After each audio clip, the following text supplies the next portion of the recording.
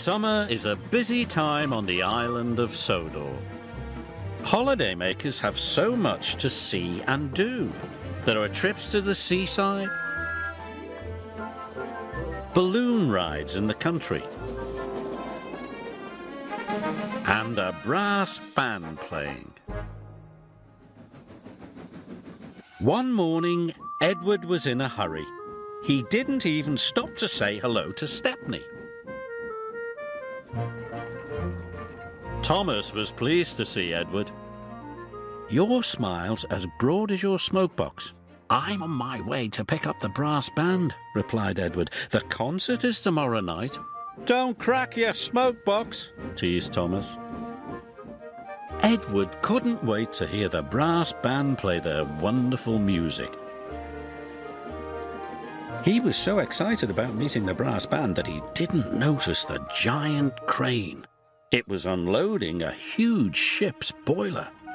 Suddenly, the crane swung the boiler and knocked Edward right off the track. Cranky had been watching. "You useless little engines are always in the way." Poor Edward. The Fat Controller came immediately. "We will take you to the fitter's yard and Bertie will have to meet the brass band instead of you." Edward was sad. That night, a raging storm rolled in. The fitters worked through the night trying to mend Edward. The rain pelted down. Now Edward felt sad and very damp. Morning came and the Fat Controller arrived. "Please, sir," pleaded Edward, "will the fitters be finished soon?" "Not soon enough, and the band can't wait. I'm sorry, Edward. Bertie will take them to the concert." Edward felt worse than ever. Bertie collected the brass band and set off immediately. He bumped cheerfully along the country roads. But there was trouble ahead. Last night's storm had flooded the road.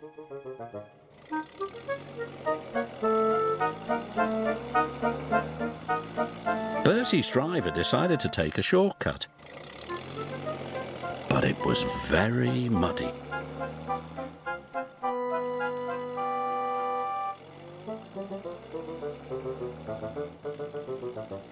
Bertie's wheels did not like the mud. They scooted, they skated, they slid, they slipped. "I'm stuck," he groaned. Bertie revved his engine, but his wheels spun round and round. He couldn't budge. The brass band were worried.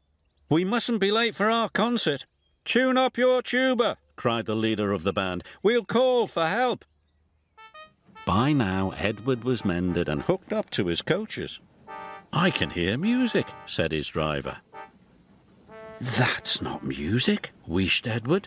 "That's an alarm." And they raced off to the rescue.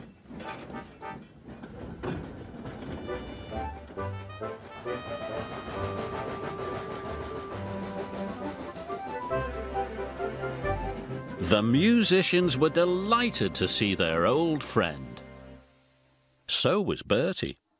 "I'll get you to the concert in time," Edward cried. "Thank you," said the worried bandsman.